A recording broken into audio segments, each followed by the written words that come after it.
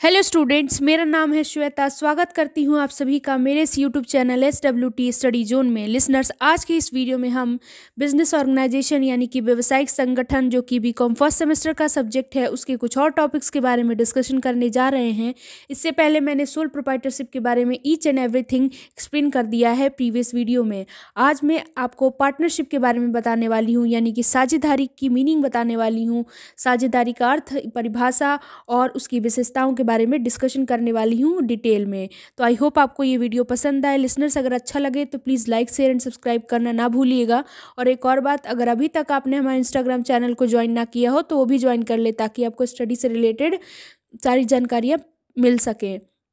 अब आइए स्टार्ट करते हैं। तो जैसा कि लिसनर्स आप स्क्रीन पर देख सकते हैं, मैंने साझेदारी का अर्थ दिया हुआ है, यानी कि इसमें बोला गया है कि जब दो या दो से अधिक व्यक्ति पारस्परिक लाभ के लिए मिलकर व्यवसाय करने के लिए सहमत हो जाते हैं तो कहा जाता है कि उनमें साझेदारी हो गई है। यानी कि जब एक से ज़्यादा व्यक्ति पर एक था तो क्या होता, सोल प्रोप्राइटरशिप था। अब ये इसमें दो या दो से अधिक व्यक्ति जब किसी भी प्रॉफिट कमाने के लिए किसी भी बिजनेस को स्टार्ट करते हैं और सहमत हो जाते हैं, आपसी सहमति से करते हैं, तो उसी को हम साझेदारी कहते हैं।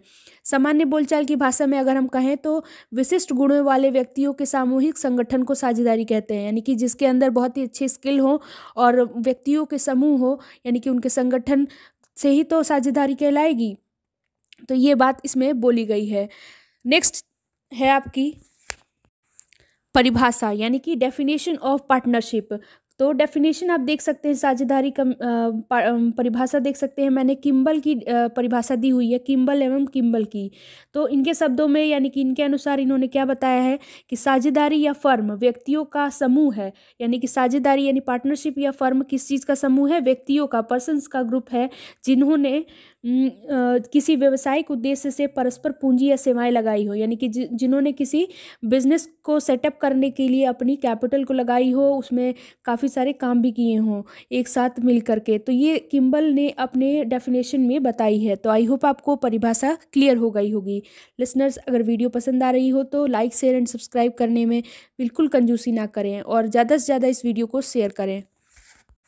अब आइए चलते हैं नेक्स्ट पेज पे। नेक्स्ट पेज पे दे रखा है साझेदारी के लक्षण अथवा विशेषताएं, यानी कि पार्टनरशिप के कौन कौन सी विशेषताएं होती हैं। इसको इंग्लिश में कहेंगे कैरेक्टरिस्टिक्स ऑफ पार्टनरशिप या फीचर्स ऑफ पार्टनरशिप। कैरेक्टरिस्टिक्स और फीचर्स ऑफ पार्टनरशिप के बारे में हम डिस्कस करने जा रहे हैं।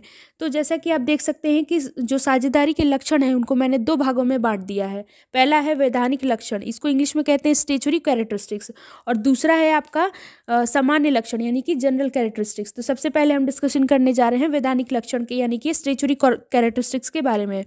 तो लिसनर्स, स्टेचुरी कैरेक्टरिस्टिक्स से आप समझ रहे होंगे जैसे कि साझेदारी के वैधानिक लक्षण वे हैं जिनका उल्लेख साझेदारी अधिनियम 1932 में किया गया है, यानी कि इंडियन पार्टनरशिप एक्ट 1932 में जो बताया गया है उसमें वो सारी चीज़ें आती हैं वैधानिक लक्षण में।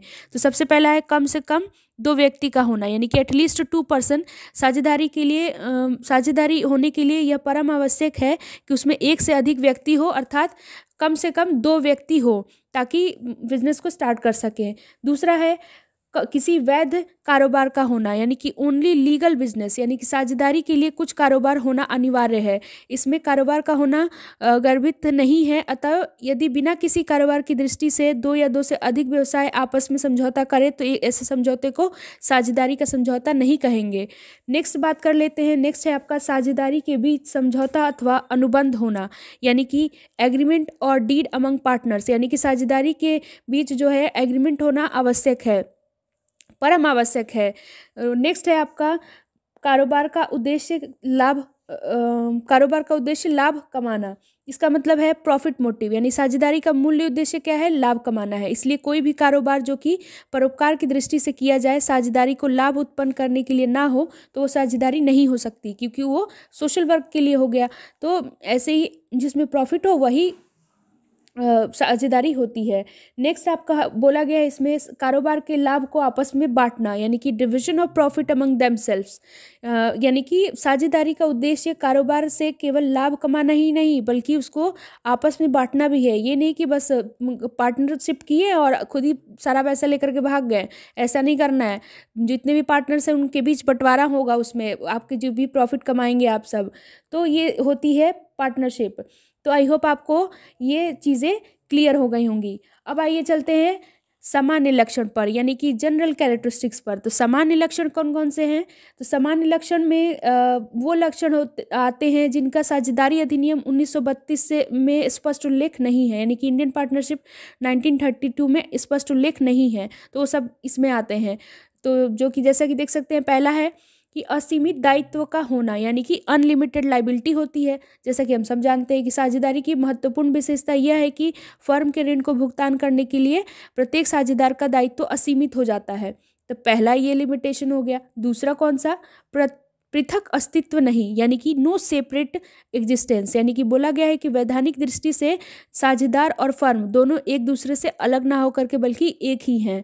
तीसरा है आपका फर्म का निश्चित नाम, यानी कि certain name of firm.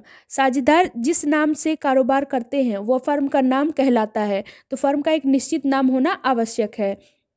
Next बोला गया है आपका सद्विश्वास होना। इसका मतलब होता है अटमोस्ट गुड फेथ, यानी कि साझेदारी का मूल ही आधार यही है कि साझेदारी के बीच परम सद्विश्वास का होना जरूरी है, यानी कि अटमोस्ट गुड फेथ, ये नहीं कि कोई झूठ बोल रहा है ना, तो ये सब नहीं चलेगा इसमें। नेक्स्ट आपका है व्यक्ति ही साझेदार, यानी कि इंडिविजुअल एज अ पार्टनर। इसमें क्या बोला गया है कि साझेदारी की विशेषता यह भी है कि इसमें व्यक्ति ही साझेदार हो सकते हैं, फर्म अथवा कोई अन्य सम्मिलित संस्था साझेदार नहीं हो सकती। तो ये कुछ इसके कह सकते हैं कि कैरेक्टरिस्टिक्स मैंने डिस्कस किए हुए हैं। तो आई होप आपको सारी चीज़ें क्लियर हो गई होंगी लिसनर्स। आज के लिए बस इतना ही, और अगर वीडियो पसंद आया हो तो please like share and subscribe करना बिल्कुल ना भूलिएगा, और इसको अपने दोस्तों के साथ भी शेयर करिएगा, ज़्यादा से ज़्यादा शेयर करिएगा ताकि वो भी इसका लाभ उठा सके। और प्लीज़ ज़रूर हमारे इंस्टाग्राम चैनल को ज्वाइन करें ताकि आपको स्टडी से रिलेटेड इन्फॉर्मेशन प्रोवाइड की जा सके, और इस चैनल को बढ़ाने में भी हमारा सहयोग करें। Thank you listeners.